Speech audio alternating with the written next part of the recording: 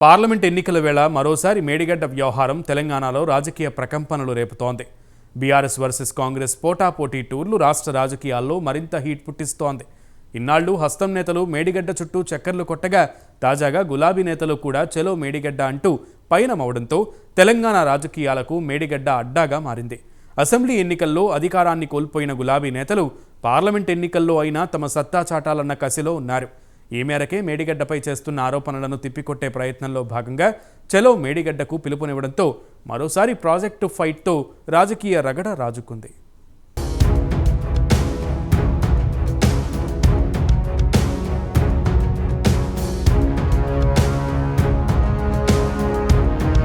చలో మేడిగడ్డ పిలుపుతో తెలంగాణ భవన్ నుంచి బస్సుల్లో పయనమైన మేడిగడ్డ బాట పట్టారు బీఆర్ఎస్ శ్రేణులు.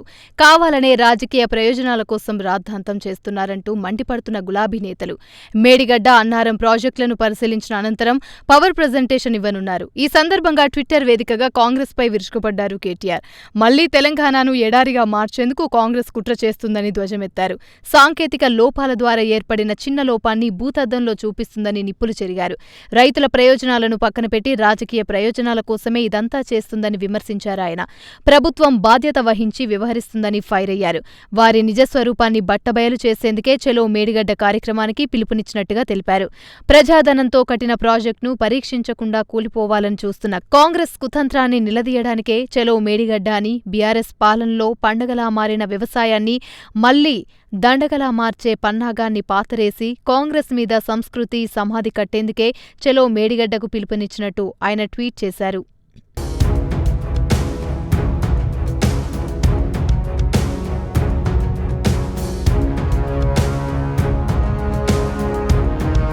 అయితే బీఆర్ఎస్ కు పోటీగా చలో పాలమూరు పేరుతో కాంగ్రెస్ కౌంటర్ టూర్కు పిలుపునిచ్చింది. బీఆర్ఎస్ 10 ఏళ్ల పాలనలో పాలమూరు రంగారెడ్డి ప్రాజెక్టును పట్టించుకోలేదని ఆరోపిస్తూ ఉమ్మడి రంగారెడ్డి, మహబూబ్నగర్ జిల్లా హస్తం నేతలు పిలుపునిచ్చారు.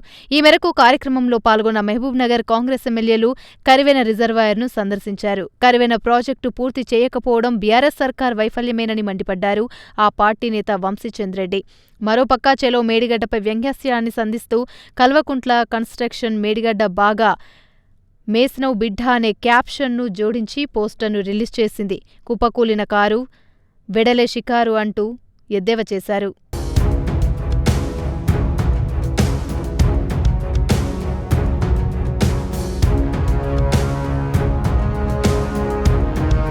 అసెంబ్లీ ఎన్నికలకు కొద్ది రోజుల ముందే మేడిగడ్డ కుంగిపోవడం బీఆర్ఎస్కు రాజకీయంగా పెద్ద నష్టమే తెచ్చిపెట్టింది. గత బీఆర్ఎస్ సర్కార్తో ప్రతిష్టాత్మకంగా చేపట్టిన కాళేశ్వరం ప్రాజెక్టు ఏకంగా అధికారం కోల్పోవడానికి కూడా కారణమైందని చెప్పినా తప్పులేదు. ఎందుకంటే ఇదే అంశాన్ని తనకు అస్త్రంగా మార్చుకున్నాయి. ఆనాటి ప్రతిపక్ష పార్టీలైన కాంగ్రెస్, బీజేపీలు, గులాబీ నేతలు దోపిడితోనే నాణ్యత లోపించిందని, అందుకే కేవలం మేడిగడ్డే కాదు అన్నారం, సుందిల్లా బ్యారేజ్ల పరిస్థితి కూడా అదేనంటూ గట్టిగా ప్రజల్లోకి తీసుకెళ్లాయి.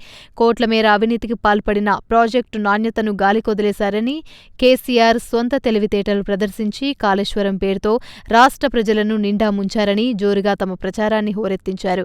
ఇదే మాట టీ కాంగ్రెస్ నేతలే కాదు, అటు పార్టీ అగ్రనేతలు, పలు రాష్ట్రాల నాయకులు కూడా ఇదే మాట ఉచ్చరించారు. ఎన్నికల్లో తమ పాచిక పారడంతో కాంగ్రెస్ అధికారంలోకి వచ్చింది. అయినప్పటికీ గత బీఆర్ఎస్ వైఫల్యాలపై పట్టువీడని విక్రమార్కుడిలా పదే పదే దోపిడీ చేశారని విమర్శలు గుప్పిస్తూ జనం దాని గురించి మాట్లాడేలా ఎత్తుగడ వేసింది కాంగ్రెస్. దీంతో 10 ఏళ్ల పాటు అధికారం చక్రం తిప్పిన గులాబీ నేతలు ప్రతిపక్ష స్థాయిలో వచ్చిపడ్డారు. అంతటితో ఆగకుండా అసెంబ్లీ సమావేశాల్లోనూ శ్వేతపత్రాలు, పవర్ పాయింట్ ప్రజెంటేషన్లు అంటూ సభావేదిక కాళేశ్వరంలో బీఆర్ఎస్ వైఫల్యాన్ని, అవినీతిని బట్టబయల ప్రయత్నం చేసింది. దీంతో శాసనసభ సమావేశాలు వాడివేడిగా మాటల తూటాలతో రణరంగాన్ని తలపించాయి. అయితే పార్లమెంటు ఎన్నికల వేళ మేడిగడ్డపై గట్టిగానే ఫోకస్ పెట్టింది బీఆర్ఎస్. హస్తం, కమలనాథుల ఆరోపణలు తిప్పికొట్టే ప్రయత్నంలో భాగంగా చలో మేడిగడ్డ రాగాన్ని అందుకుంది. రైతుల ప్రయోజనాలను గాలికొదిలేసి రాజకీయ ప్రయోజనాల కోసమే 3 పిల్లర్లు కుంగితే భూతద్దంలో పెట్టి చూస్తుందని మండిపడుతోంది.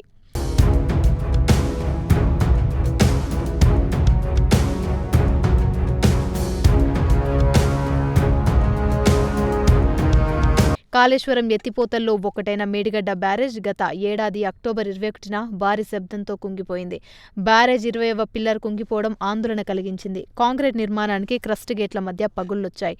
7వ బ్లాక్లోని 18, 19, 20, 21 పిల్లర్ల వద్ద వంతెన కుంగింది. దీంతో బ్యారేజీకి నష్టం వాటిల్లకుండా అధికారులు యుద్ధ ప్రాతిపదికన గేట్లెత్తి జలాశయంలోకి నీటిని దిగువకు విడుదల చేశారు. ఇక ఈ సంఘటన రాష్ట్ర రాజకీయాల్లో ప్రకంపనలు లేపింది.